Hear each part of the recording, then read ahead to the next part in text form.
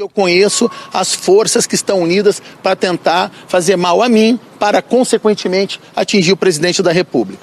Então, eu vou dizer o seguinte, sobre isso, vão se decepcionar. Dono da casa em Atibaia, no interior de São Paulo, onde o ex-assessor parlamentar Fabrício Queiroz foi preso na quinta-feira passada, Frederico Wassef não é mais o advogado do senador Flávio Bolsonaro no caso das rachadinhas. No fim de semana, o Wassef deu várias entrevistas, como essa à TV Globo que acabamos de ouvir, mas não respondeu a principal pergunta sobre o episódio. O Queiroz pulou o muro, ele apareceu voando na casa do senhor ou ele foi levado por alguém? Não vou poder avançar ainda hoje, mas eu vou falar tudo com muito prazer, porque a verdade é uma coisa que você vai gostar de ouvir. Fica tranquilo, tá? Na noite de domingo, Flávio Bolsonaro anunciou a troca de advogado. Ontem à noite, o senador postou nas redes sociais uma mensagem de agradecimento a seu ex-advogado, Frederico Wassef, a quem chamou de leal e competente. O senador escreveu que o Wassef decidiu deixar a defesa por acreditar que estava sendo usado para prejudicar a ele, Flávio, e ao presidente Jair Bolsonaro. Sai Frederico Wassef e entram os irmãos Luciana Pires e Rodrigo Rocha, que já mudaram a estratégia de defesa do senador. Nesta segunda-feira, eles entraram com um pedido na Justiça do Rio de Janeiro para que Flávio preste depoimento no inquérito das rachadinhas. Desde dezembro de 2018, o Ministério Público vem tentando ouvir o senador sem sucesso. Flávio Bolsonaro já tentou barrar a investigação do esquema das rachadinhas pelo menos 9 vezes. A pedido da defesa dele, a investigação, que usava dados do Conselho de Atividades Financeiras, o COAF, chegou a ser suspensa durante 5 meses pelo Supremo Tribunal Federal. Na próxima quinta-feira, o Tribunal de Justiça do Rio julga um recurso da defesa que alega que Flávio tem direito a foro especial no caso das rachadinhas, porque era deputado estadual quando os fatos investigados aconteceram. Quem são os novos advogados de Flávio Bolsonaro? Por que a mudança de estratégia neste momento? Qual a importância do julgamento do recurso da defesa do senador e qual a estratégia política do governo neste momento? Esses são os temas do Ao Ponto desta terça-feira. Eu sou Carolina Moran, hoje sem o Roberto Maltic, e neste episódio converso com o repórter especial Chico Otávio e com a colunista Bela Megali. Fique com a gente.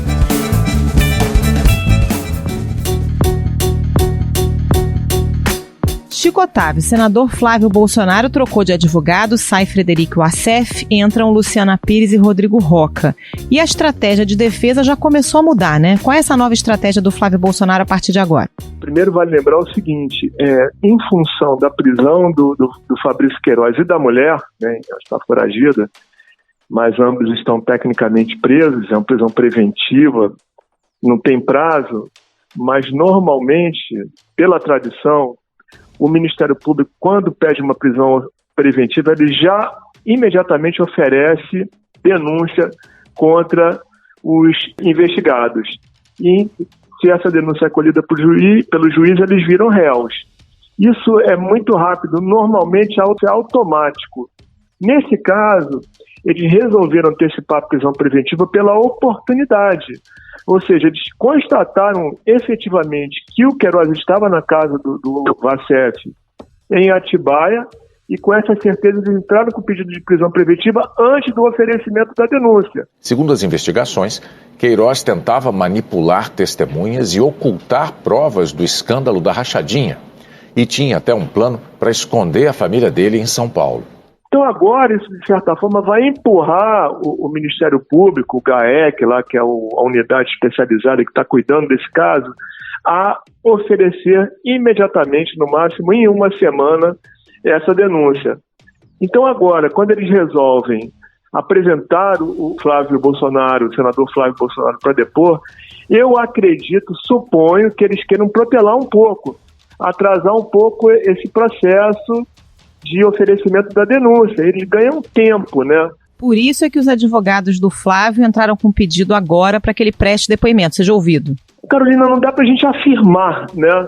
Mas, poxa, se eles demoraram tanto tempo assim, mais de um ano, né, para apresentar o cliente, a defesa, em tese, apresentar o cliente, é bem verdade que agora mudou o advogado, então eles podem estar pensando diferente, numa estratégia mais de transparência, de mostrar que o Flávio Bolsonaro não tem nada a temer, que está aí para prestar esclarecimentos, pode ser isso também. Em nota, o senador Flávio Bolsonaro, do Republicanos, disse que é vítima de um grupo político que tem patrocinado uma campanha de difamação, que essas pessoas têm o objetivo de recuperar o poder perdido na eleição e que continua acreditando na justiça.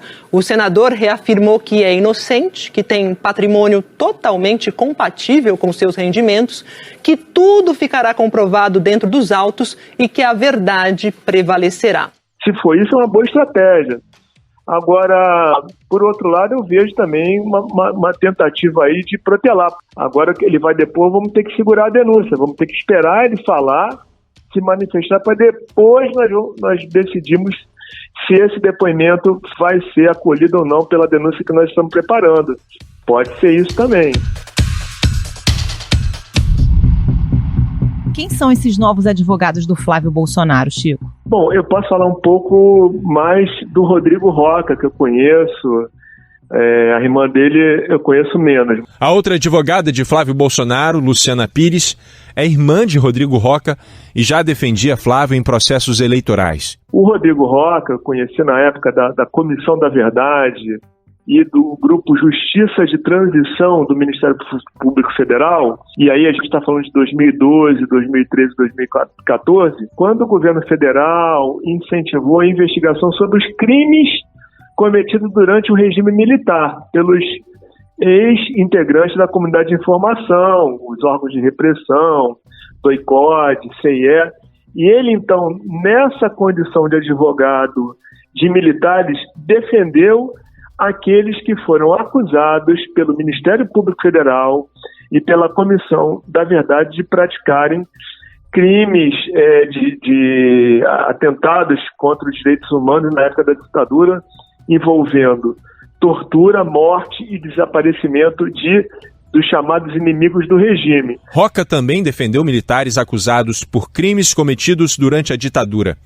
E é advogado da família do coronel Carlos Alberto Brilhante Ustra, que foi chefe do Destacamento de Operações de Informação do Centro de Operações de Defesa Interna, o DOI-CODE, entre 1970 e 74. E aí a nossa relação, eu como repórter e ele como advogado, se intensificou ainda mais quando ele assumiu a defesa do ex-governador Sérgio Cabral. Ele foi durante pelo menos uns 2 anos o advogado do Cabral. Ele até foi nesse momento aí que o Cabral começou a confessar. Na época não tinha nem delação. Ele começou a fazer uma confissão espontânea dos crimes que ele cometeu na condição de governador. Foi pelas mãos do Rodrigo Roca. Aliás, ironicamente, o Queiroz virou vizinho de presídio do Cabral lá em Bangu 8, né? Hoje até a gente publicou uma matéria interessante, né? Porque o Wilson Carlos, na época lá do governo Cabral, ele era o braço direito do governador, né? Na condição de secretário de governo, e nessa condição também foi para cadeia. Está com Cabral desde o início. E ele virou uma espécie, gente, não é que ele tenha formação nisso, mas ele funciona como um bibliotecário da unidade Bangu 8, onde estão os presos da Lava Jato. E ele passou na cela do Queiroz, né? E o Queiroz então pediu um livro de autoajuda. Chico, essa semana tem um julgamento importante no TJ do Rio de um recurso da defesa do Flávio, que alega que ele teria direito a foro especial nesse processo. O que está em jogo nesse julgamento? Para mim, que tenho acompanhado esse caso já há algum tempo, o que está em jogo é a permanência ou não do juiz Flávio Itabaiana, titular da 27ª Vara Criminal, nesse caso. A atuação do juiz Flávio Itabaiana no inquérito das rachadinhas está sendo questionada pela defesa de Flávio Bolsonaro. A advogada dele, Luciana Pires, entrou com um habeas corpus argumentando que, como Flávio era deputado estadual na época dos fatos, teria direito a foro privilegiado e deveria ser julgado pelo órgão especial do Tribunal de Justiça do Rio e não por um juiz da Vara Criminal. Até aqui ele tem atuado como um juiz de instrução, praticamente, né? Embora não exista essa figura no sistema judiciário brasileiro, mas o que ele tem feito? Basicamente, deferido ou indeferido as medidas cautelares, os pedidos feitos pelo Ministério Público no curso da investigação. Que pedidos são esses? Busca e apreensão, quebra de sigilos, telefônico, bancário e por aí afora, e prisões como essas duas recentes, primeiras que ele deferiu. A Justiça determinou a quebra do sigilo bancário de Flávio Bolsonaro de janeiro de 2007 a dezembro de 2018. Também serão quebrados os sigilos da mulher dele, Fernanda Antunes Figueira Bolsonaro, e da empresa dos dois, Bolsotini Chocolates e Café. A Justiça autorizou ainda a quebra do sigilo fiscal dos investigados. Então, ele assim, até aqui tem agido de mão pesada. Está acolhendo os pedidos do Ministério Público. É óbvio que a defesa está insatisfeita, está inquieta com isso. Então, independentemente de para onde esse caso vai parar, se o juiz for considerado impedido, se vai para o órgão especial, como diz o pedido, por conta dele ser, ou, na época, deputado estadual, ou se vai para o Supremo, porque ele hoje é senador, para mim o que está realmente importando é tirar o Itabaiana do jogo, né? E esse é o grande embate que se espera dessa sessão da terceira Câmara Criminal na quinta-feira. São 5 desembargadores, mas apenas 3 vão votar. Normalmente só 3 votam e esses 3 vão decidir o jogo.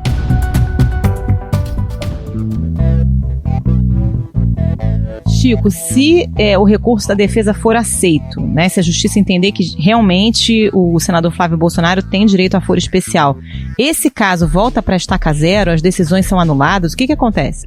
Se, por acaso, a Câmara entender que a prerrogativa é do órgão especial do TJ, a investigação vai para as mãos do Procurador-Geral de Justiça. Eu acho que ele vai apenas legitimar na condição de Procurador-Geral de Justiça, o Eduardo Gussen, todo o trabalho que já foi desenvolvido até aqui pelo GAEC, que é um grupo de investigação dos chamados crimes do colarinho branco. Então, acho que chegar à estaca zero não vai chegar, mas é claro que vai atrasar, porque isso vai ter que ganhar um novo relator, vai ter que ser distribuído, e vai atrasar com certeza, né? Como é que foi o trabalho do GAEC até agora, Chico, do Ministério Público nessa investigação, inclusive para chegar no Queiroz? A gente tem mostrado também algumas reportagens que o celular, né, as conversas do Queiroz com a mulher foram muito decisivas e além do ACF, havia outras pessoas que deram suporte para o Queiroz e tiveram contato com ele nesse último ano, né? Não, eu acho que isso se deve a uma busca e apreensão deferida pelo Flávio Itabaiana no final do ano passado. E nessa busca e apreensão apreenderam os celulares da família. Numa conversa telefônica com a mulher dele, Fabrício promete interceder junto a milicianos pessoalmente quando estivesse no Rio, demonstrando sua periculosidade por ainda manter influência sobre o grupo criminoso. E foi aí, com o trânsito dessas imagens, que eles conseguiram chegar à localização do Queiroz. Foi assim que eles chegaram. Próximos passos, Chico, é a apresentação da denúncia pelo Ministério Público, né? Dá pra gente arriscar algum palpite do que é que vem aí nessa denúncia? Posso arriscar um palpite. Lavagem de dinheiro, peculato e organização criminosa. É o que eu acho. Entendeu? Não sei se todos. Aí a grande questão é se o Flávio vai estar ou não na lista, né? E eu acho que a tipificação vai pegar por aí. Esses 3 crimes. Chico Otávio, muito obrigada pela participação. Bom trabalho. De nada, valeu, obrigado aí também.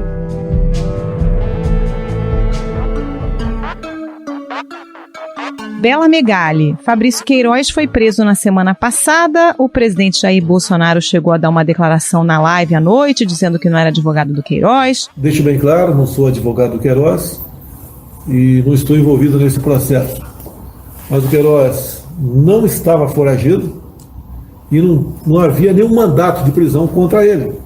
E foi feita uma prisão espetaculosa. O senador Flávio Bolsonaro fala em perseguição, mas no fim de semana a família se calou. Quem deu muitas entrevistas foi o advogado Frederico Wassef. Como é que essas entrevistas do Wassef repercutiram aí no Planalto? Como é que está o clima no governo nesse momento? Carol, mais uma vez a avaliação do Planalto é que o Wassef falou demais. O presidente Bolsonaro jamais soube de qualquer coisa que eu faço no meu trabalho no tocante ao senador Flávio Bolsonaro, muito menos qualquer coisa que envolva o Queiroz. O descontentamento do núcleo duro e do próprio Jair Bolsonaro com entrevistas dele não é de hoje. A avaliação é que ele sempre expõe o presidente, expõe o Flávio, ao falar excessivamente de casos, inclusive até casos que ele não está na dianteira, né? Como esses do Tribunal Superior Eleitoral, que vez ou outra ele também comenta para a imprensa, e que são coordenados ali pela doutora Karina Cufa. Eles estavam tentando, inclusive, segurar o Assef, né? Porque por ele, segundo eu apurei, ele teria falado já desde o começo, mas esse esforço durou apenas poucos dias, né? Então, a partir de sábado, se não me engano, ele já começou a falar, né?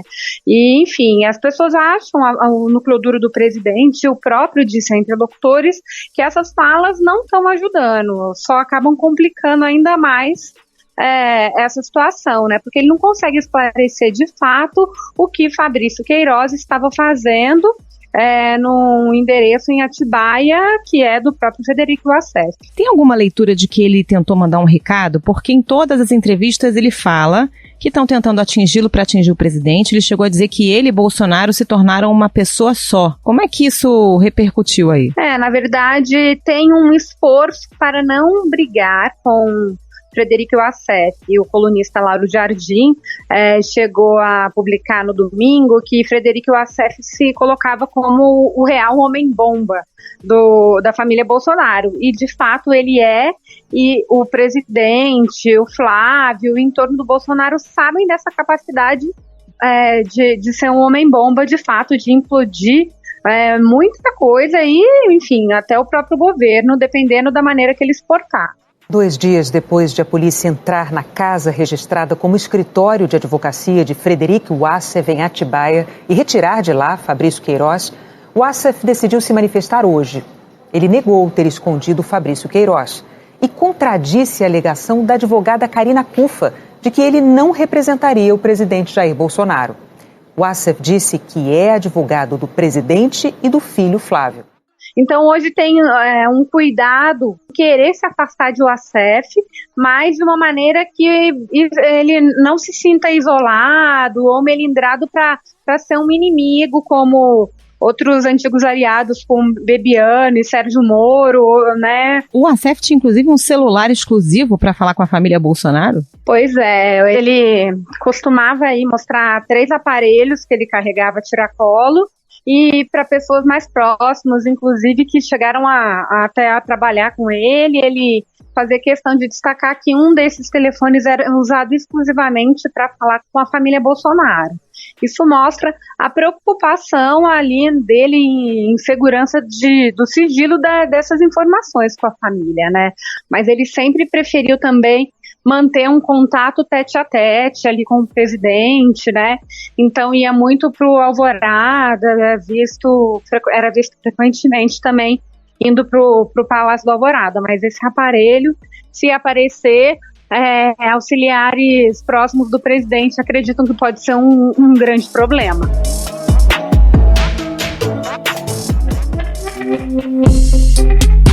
Agora, Bela, a gente tem 2 caminhos aí, né? O jurídico e o político. No aspecto político, já tem movimentações, inclusive, para criar uma CPI do Queiroz no Congresso. Será que isso prospera? Qual é a estratégia do governo nesse enfrentamento político? Hoje o Alexandre Frota, o deputado federal, que também era um aliado e hoje é um arqui-inimigo, né? Passou a coletar assinaturas para se criar essa CPI. Se Queiroz entrou na casa de Wassef sem saber, mas mesmo assim ele disse que escondeu o paradeiro do Queiroz para o Bolsonaro, tudo isso é muito estranho. Ele precisa de 171 assinaturas para conseguir viabilizar essa comissão. A questão é que o governo, que já vinha colocando muita carga no Centrão, através aí dando os cargos, né, como o jornal vem publicando e fazendo essa aproximação, se esforçando ainda mais em estabelecer esses laços com o Centrão para blindar, né, na tentativa de blindar o Flávio, o próprio presidente, em meio a essa confusão que o caso Queiroz traz, né, enfim, esses impactos políticos do caso Queiroz aqui em Brasília. E no caminho jurídico, o Tribunal de Justiça do Rio vai julgar nessa semana um recurso da defesa do Flávio, que alega que ele teria direito a foro especial porque, quando os fatos aconteceram, ele ainda era deputado estadual e, portanto, o foro adequado seria o órgão especial do Tribunal de Justiça. Esse episódio do Queiroz muda de alguma forma ou pode afetar esse julgamento? Carol, apurei ontem que o episódio do Queiroz promete mudar por completo o rumo desse julgamento. Antes, até a prisão dele, na casa de Frederic Wassef, havia uma sensação de que o caso sim poderia mudar, né, para o órgão especial, atendendo a demanda da defesa, já que uma procuradora tinha se manifestado a favor da defesa, do pedido da defesa, e um outro desembargador também já tinha chegado a falar em um julgamento que concordava com a tese. A procuradora do Ministério Público Estadual, Soraya Taveira Gaia, que faz pareceres para casos de segunda instância, deu uma resposta favorável ao pedido da defesa.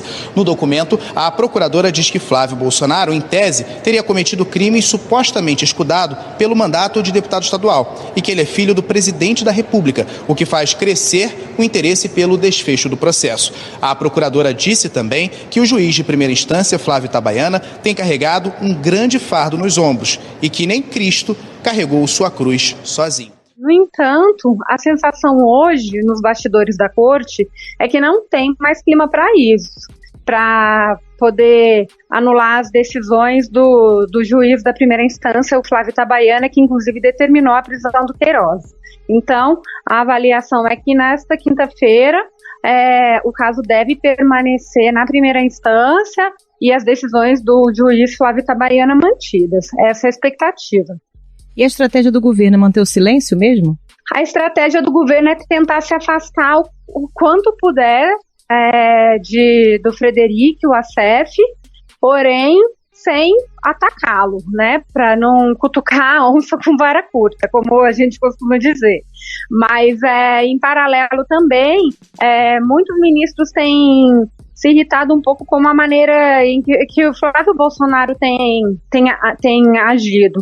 A primeira manifestação dele sobre o caso, a prisão do Queiroz, foi que queriam atingir o Bolsonaro, e o núcleo duro do Palácio acha que ele tem que afastar esse caso do pai. A rachadinha é um caso do Flávio. Então, tem sido feito um esforço para que se separe isso, mostrar que a rachadinha... Difícil, né, Bela, descolar, porque ele é filho do presidente, e vale lembrar que esses funcionários envolvidos na rachadinha no gabinete do Flávio da Alerj, alguns trabalharam já no gabinete do Jair Bolsonaro. A filha do Queiroz, quando foi exonerada, estava no gabinete do Jair e não do Flávio. Uma ex-assessora do gabinete do presidente eleito Jair Bolsonaro na Câmara dos Deputados em Brasília trabalhava como personal trainer no Rio de Janeiro na mesma época. Então é difícil descolar uma coisa da outra. Pois é, muito difícil mesmo, é uma missão inglória, mas eles acreditam que, enfim, o Flávio adotando um discurso, trazendo mais esses problemas para ele, e que com os novos advogados a coisa possa se pacificar um pouco, mas é difícil, até porque o próprio entorno do Bolsonaro não acredita que ele vá se afastar do filho. A gente sabe que esse governo é tudo junto misturado, né? A família participa diretamente, né? Enfim, das decisões.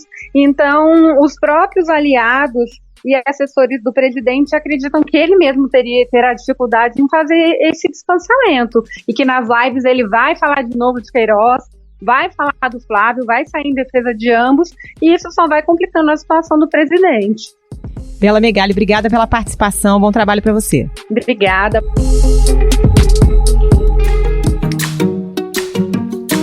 Esse foi o Ponto de Hoje, o podcast diário da redação do Globo. Nessa conversa a gente conta com a participação de toda a equipe do jornal, as mesmas pessoas que levam até você informação e análise de qualidade todos os dias.